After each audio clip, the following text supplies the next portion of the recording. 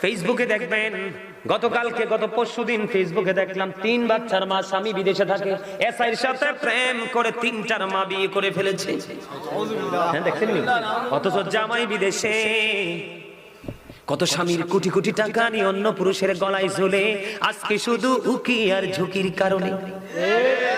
চোখটাকে যদি কন্ট্রোলে রাখতো তাহলে কিন্তু নারীরা কখনোই এমন ফাঁদে পড়তো না। বন্ধু আমার দিকে তাকান, আল্লাহর হাবিবকে যখন দেবর সম্পর্কে প্রশ্ন করা হলো, আমার নবীজি বলেছেন একজন ভাবি তার দেবরের সাথে দেখা করার চাইতে মৃত্যু তার জন্য অনেক ভালো।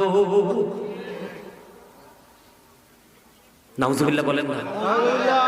অন্য বেগানা পুরুষ তাক দূরের কথা, আল্লাহ রাসূল নারীদেরকে সুরক্ষিত রাখার জন্য বলেছেন যাদের স্বামী কাছে নেই, যাদের স্বামী বিদেশে আছে, অথচ স্ত্রী এই জেলায় আছে, স্বামী চাকরির কারণে জীবন জীবিকার কারণে অন্য জেলায় আছে, আল্লাহর হাবিব জানিয়ে দিয়েছেন হাদিস শরীফ থেকে প্রমাণ।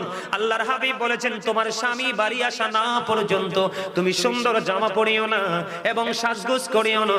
তোমার যা কিছু শুধু একমাত্র তোমার স্বামীর জন্য, কারণ তোমার স্বামীর সন্তুষ্টিতেই তোমার জান্নাত। বেপরদাশীল নারীরা রাতের অন্ধকারে স্বামী যখন তাকে বিছানায় ডাকে, অনেক সময় সে স্বামীর ডাকে সাড়া দেয় না।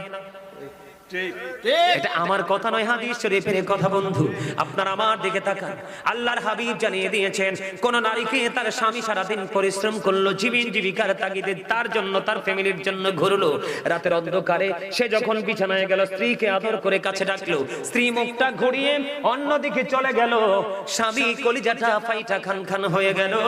আমার আল্লাহ সঙ্গে সঙ্গে লানতের ফেরেশতা ওই নারীর জন্য পৃথিবীর বুকে পাঠিয়ে দেয়।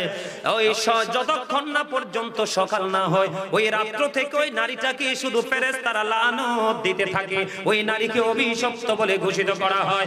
জোরে জোরে নাউজুবিল্লাহ।